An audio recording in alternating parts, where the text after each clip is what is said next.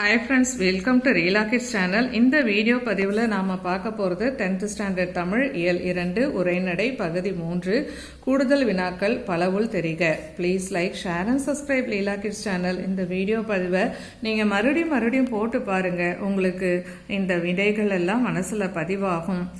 எக்ஸாமில் ஃப்ளோ ஈஸியாக இருக்கும். All the best for your public examination. இந்த வீடியோ பதிவை உங்களுக்கு ஷார்ட் வீடியோஸாகவும் கொடுத்துருக்கேன், பார்த்து பயன்பெறுங்க. முதலில் பலவுள் தெரிக. மனிதன் டேஷ் இன்றி உயிர் வாழ்வது மிக கடினம். அ உணவு, ஆ நீர், ஈ காற்று, ஈ உடை, விடை காற்று. கீழிலிருந்து கிழக்கிலிருந்து வீசும் காற்றை டேஷ் என்கிறோம். வாடை, கொண்டல், கோடை, தென்றல். விடை கொண்டல். கோடை காற்று டேஷ் திசையிலிருந்து வீசும். கிழக்கு, மேற்கு, வடக்கு, தெற்கு. விடை மேற்கு. சங்ககால பெண்பார் புலவர்களில் காற்றை வழி என சிறப்பு செய்தவர் டேஷ். ஔவையார், காக்கை பாடினியார், வெண்குயத்தியார், ஒக்கூர் மாசாத்தியார். விடை வெண்குயத்தியார்.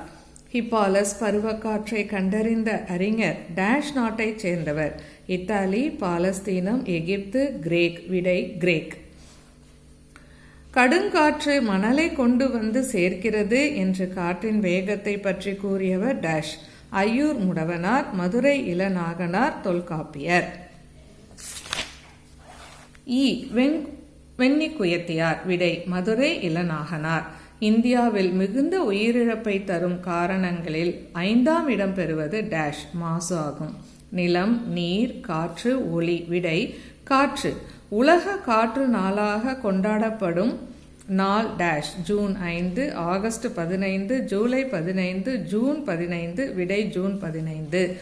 கோடிட்ட இடங்களை நிரப்புக. இவ்வுலகம் ஐம்பூதங்களால் ஆனது என்றவர் தொல்காப்பியர். வாடை காற்று டேஷ் வடக்கு திசையிலிருந்து வீசும். தெற்கிலிருந்து வீசும் காற்றுக்கு தென்றல் என்று பெயர். ஹிப்பாலஸ் என்ற கிரேக்க மாலுமி வாழ்ந்த நூற்றாண்டு கிபி முதல் நூற்றாண்டு.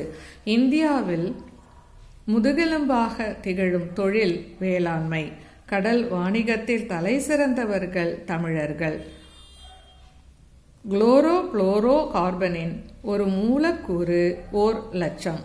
ஓசோன். உலக உயிர்களின் இயக்கத்தை தீர்மானிப்பது காற்று. மழைக்காற்று எனப்படுவது கொண்டல். வெப்பக்காற்றாக வீசுவது கோடை. ஊதக்காற்று என்று அழைக்கப்படுவது வாடை. இதமான இயல்பு கொண்ட காற்று தென்றல். பழங்காலத்தில் கடல் கடந்த பயணங்கள் அனைத்தும் காற்றால் இயக்கப்பட்ட பாய்மர கப்பல்களால் தான் நிகழ்ந்தன. ஹிப்பாலஸ் பருவக்காற்றின் வழியில் யவன கடல் வாணிபம் பெருகிற்று. இந்தியாவிற்கு தேவையான 70 விழுக்காடு மழை அளவினை தென்மேற்கு பருவக்காற்று கொடுக்கிறது. இந்தியாவில் காற்றாலை மின் உற்பத்தியில் தமிழகம் முதலிடம் வகிக்கிறது. கதிரவனிடம் இருந்து வெளிவரும் புற ஊதா கதிர்களை தடுக்கும் அரணாக விளங்குவது ஓசோன் படலம். பொறுத்துக. தொல்காப்பியர். ஐம்பூதங்கள். இளங்கோவடிகள். சிலப்பதிகாரம். பலபட்டை சொக்கநாதர், பத்மகிரிநாதர், தென்றல் விடு தூது. ஐயூர் முடவனார். வளிமிகின் வலி இல்லை. இளநாகனார். கடுங்காற்று மணல் கொண்டு வரும். ஹிப்பாலஸ் பருவக்காற்று. விடைக்கேற்ற வினா அமைக்க.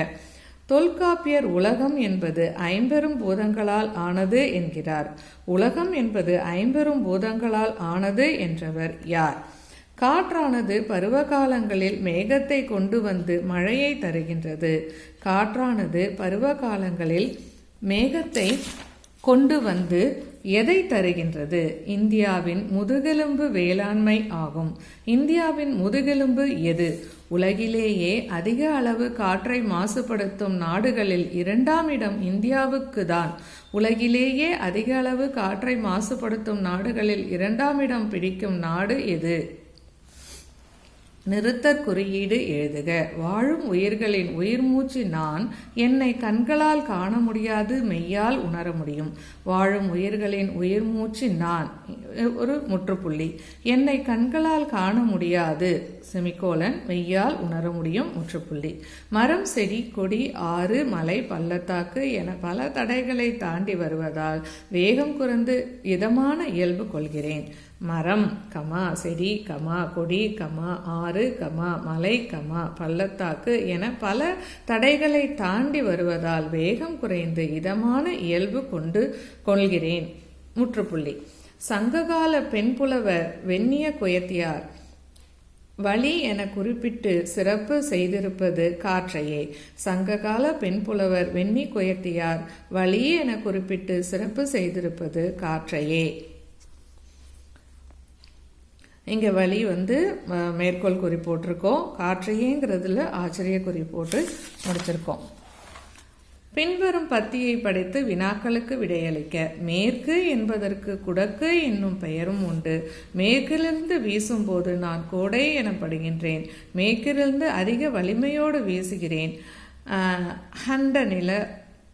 வறண்ட நிலப்பகுதியில் இருந்து வீசுவதால் வெப்பக்காற்றாகிறேன். வடக்கு என்பதற்கு வாடை என்னும் பெயரும் உண்டு.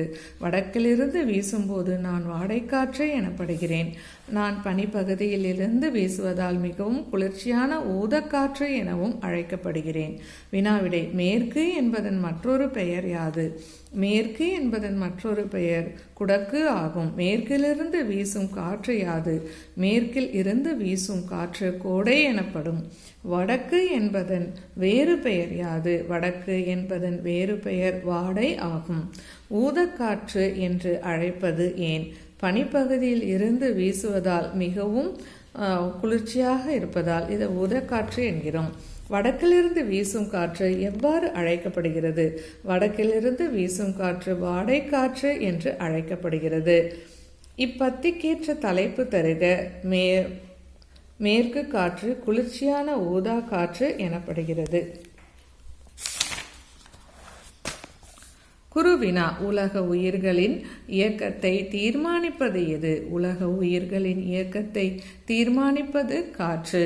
Please like, share and subscribe Veela Kids channel. காற்றை மாசாக்குவதில் இந்தியாவின் நிலை யாது? உலகிலேயே அதிக அளவு காற்றை மாசுபடுத்தும் நாடுகளில் 2ஆம் இடத்தில் இந்தியா இருக்கின்றது. மனிதன் உயிர் வாழ காற்று எவ்வாறு முக்கியமானது? உணவின்றி 5 வாரம் உயிர் வாழ முடியும். நீரின்றி 5 நாள் உயிர் வாழ முடியும். ஆனால் காற்றின்றி 5 நிமிடம் கூட உயிர் வாழ முடியாது. மனிதன் உயிர் வாழ மரங்களின் பங்கு யாது? ஒரு மணித்துளிக்கு 12 முதல் 18 முறை மூச்சுக்காற்றாய் நாம் வெளியிடும் கார்பன் டை ஆக்சைடை எடுத்துக்கொண்டு நம் நுரையீரலுக்கு தேவையான உயிர் வளியை ஆக்சிஜன் தருவது மரங்கள் ஆகும். காற்று நாளாக நாம் கொண்டாடும் நாள் எது? ஒவ்வொரு ஆண்டும் ஜூன் 15 உலக காற்று நாளாக கொண்டாடி வருகின்றோம். இவ்வுலகம் எதனால் ஆனது என தொல்காப்பியர் கூறுகிறார். 5 பூதங்கள் ஆகிய நிலம், நீர், நெருப்பு, காற்று, வானம் ஆகிய 5ம் உள்ளடக்கியது உலகம் என தொல்காப்பியர் கூறுகிறார். நிலம், நீர், தீ, வளி வீசும்போது 5ம் கலந்து மயக்கம் ஆதலில் என தொல்காப்பியத்தில் கூறப்பட்டுள்ளது. வாழ்நாளை நீட்டிப்பது எது என்று திருமூலர் கூறுகிறார். திருமூலர் தம் மந்திரத்தில் மூச்சு பயிற்சியே உடலை பாதுகாத்து வாழ்நாளை நீட்டிக்கும் என்று கூறியுள்ளார். காற்றின் சிறப்பை பிற்கால ஔவையார் எவ்வாறு பாடுகிறார்? பிற்கால ஔவையார் தம் குரலில் வாயு தாரணை என்னும் அதிகாரத்தில் வாயு வழக்கம் அறிந்து செறிந்த தடங்களில் ஆயுள் பெருக்கம் உண்டாம் அவை குரல் என்ற காற்றினை சிறப்பித்துள்ளார். காற்றை பற்றிய பழமொழிகள் யாவை? காற்றுள்ள போதை தூற்றிக்கொள் என்பது பழைய பழமொழி. காற்றுள்ள போதை மின்சாரம் எடுத்துக்கொள் என்பது புதிய பழமொழி. காற்று வந்ததும் கொடியசைந்ததா, கொடியசைந்ததால் காற்று வந்ததா என காற்றை பற்றி பல பழமொழிகள் உள்ளன. அமில மழை எவ்வாறு உருவாகிறது? அதனால் ஏற்படும் தீமைகள் யாவை? காற்றில் கலந்துவிடும் கந்தக di oxide, nitrogen di oxide ஆகியவை மழை பெய்யும் போது நீரில் கரைந்து விடுவதால் அமில மழை பெய்கிறது.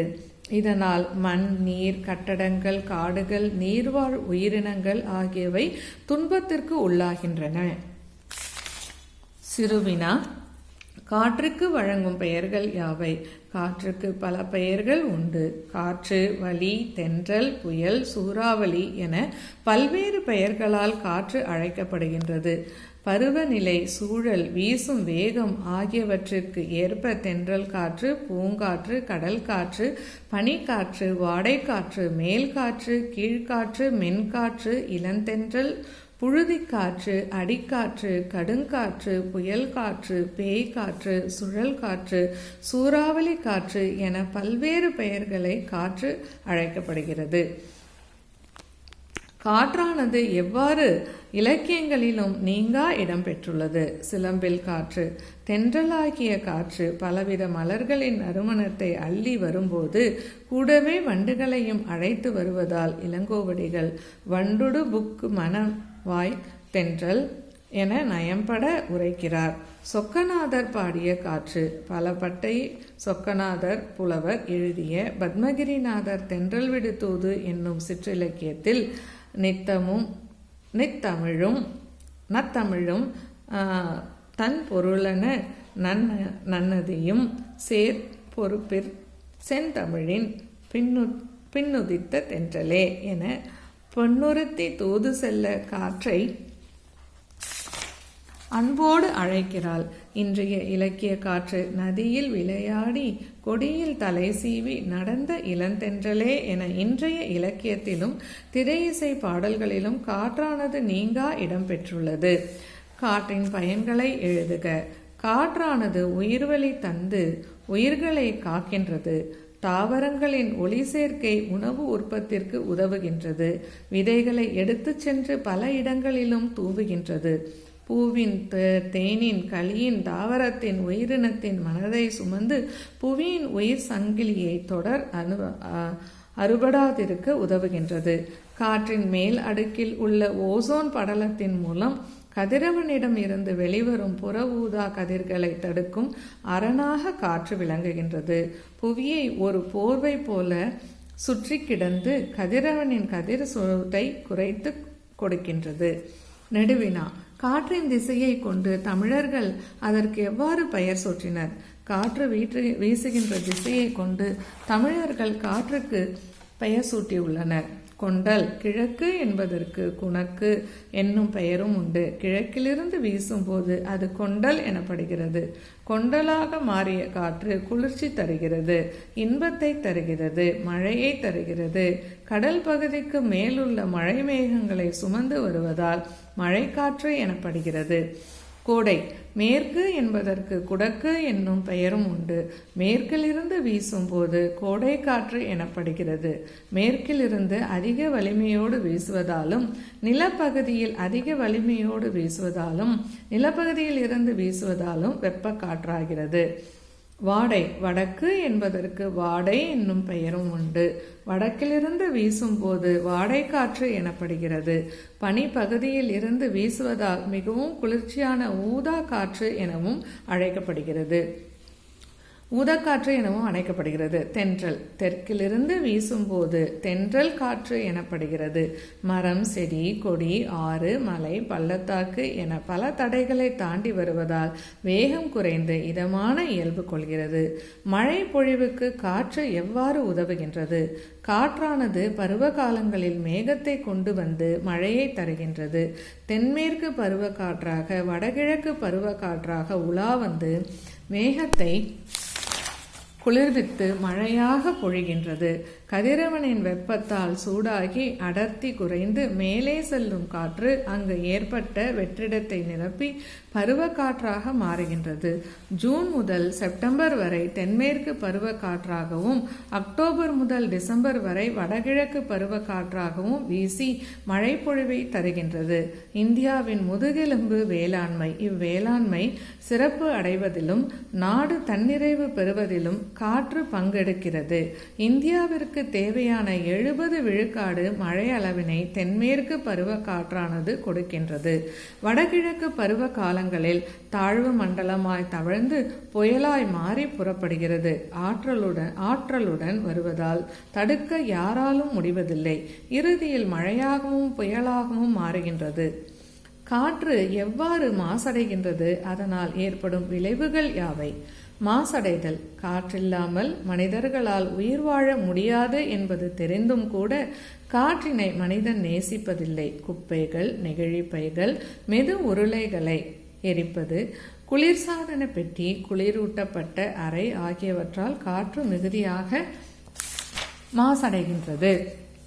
மிகுதியாக பட்டாசுகளை வெடிப்பது, புகை வடிகட்டி இல்லாமல் தொழிற்சாலைகளை இயக்குவது, பொது போக்குவரத்தை பயன்படுத்தாது தனிமனிதரின் மிகுதியான ஊர்தி பயன்பாடு, வானூர்திகளின் வெளியிடும் புகை போன்றவற்றின் செயல்பாடுகளாலும் காற்றானது மாசடைகிறது.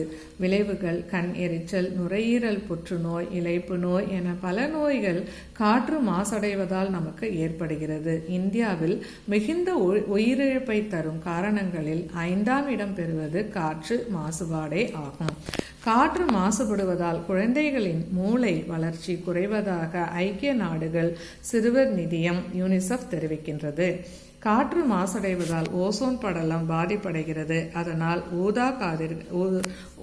அதனால் புற ஊதா கதிர்கள் நேரடியாக மனிதர்களை தாக்குகின்றன. காற்றில் கலந்துவிடும் கந்தக di oxide, nitrogen di oxide ஆகியவை மழை பெய்யும் போது நீரில் கரைந்து விடுவதால் அமில மழை பெய்கிறது. இதனால் மண், நீர், கட்டடங்கள், காடுகள், நீர்வாழ் உயிரினங்கள் ஆகியவை துன்பத்திற்கு உள்ளாகின்றன. Please like, share and subscribe Leela kids channel. நம்ம அடுத்த வீடியோவில் உங்களை சந்திப்போம். இந்த வீடியோ பிடிச்சிருந்ததுன்னா மறுபடியும் போட்டு பார்த்து பயன்பெறுங்க. தேங்க்ஸ் ஃபார் வாட்சிங். பாய் பாய்.